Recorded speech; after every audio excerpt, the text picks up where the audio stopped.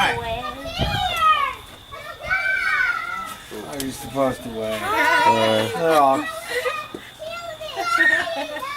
Back at me. There you go. Yeah, here's a little bit focusing. Hi there, everybody. I'm here today to talk to you about diabetes mellitus. Diabetes mellitus is a group of metabolic diseases in which a person has uncontrolled blood sugar, either because the body does not produce enough insulin or the body has become resistant to the insulin that's being produced. I'd like to take a show of hands to see how many people in the audience have diabetes or know somebody that does. As you can see, there's a big majority of people that at least know somebody that has diabetes. The facts are that according to the 2011 diabetes fact sheet, 25.8 million Americans, or approximately 8.3% of Americans, have been diagnosed with diabetes. Diabetes is most commonly diagnosed as one of three types, either type 1, type 2, or gestational. Only 5% of diabetics have been diagnosed as type 1 diabetic. The most common form of diabetes is type 2 diabetes, which is also known as adult onset diabetes.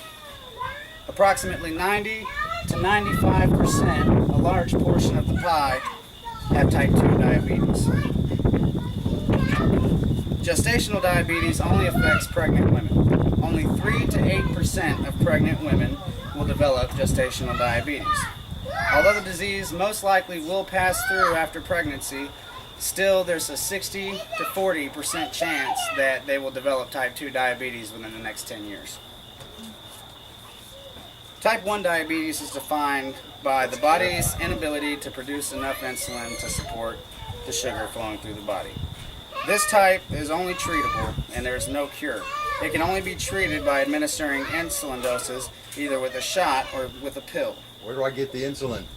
You can get the insulin at any pharmacy. You have to have a prescription for it though now. Oh, man.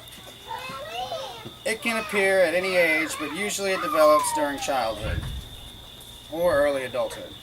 What about my limbs? Your limbs? What about your limbs? When you have diabetes, don't they like fall off? No. That's leprosy. When you have diabetes, it can give you blood clots. Now your feet. What happens with diabetes, crab the claw. sugar in your blood gets higher. That increases the thickness and density of your blood, which in turn produces blood clots. Think of it like the oil in your car. You can take this example right here. As you can see, the viscosity of this is very thin. That's the way your blood is supposed to look. That's like fresh, clean oil in your car. Right here, you can see it gets a little thicker. That's about, your blood sugar's getting up to 150, 250. And you're about 3 or 4 months overdue on an oil change. Where'd you get all that blood? It's red dye and sugar. And It's water. like pig blood to me. Now this, on the other hand, you're starting to get up to 200 and 250. You can see it's turning lighter in color and it's becoming more dense. This is when you're starting to get up to dangerous levels. This is called diabetic acid ketosis. And as you can see, the blood's very thick and it's very clumpy, and it's about the same as, I hadn't changed my oil in 10 years. A lot of people have diabetes and never find out. Type 2 diabetes can be somewhat sneaky. It normally has prerequisites such as old age, obesity, and family history. Now, most common cause is obesity. About 80% of all type 2 diabetics got that way because they're obese and they have a bad diet. The symptoms of type 2 diabetes usually develop slowly, although they are very similar to the symptoms of type 1 diabetes. Slow healing of sores and cuts may be a good sign. Fatigue, frequent urination, loss of weight, and gain of appetite. Those are all signs of type 1 and type 2 diabetes. Still, some show no symptoms and may never find out that they have type 2 diabetes.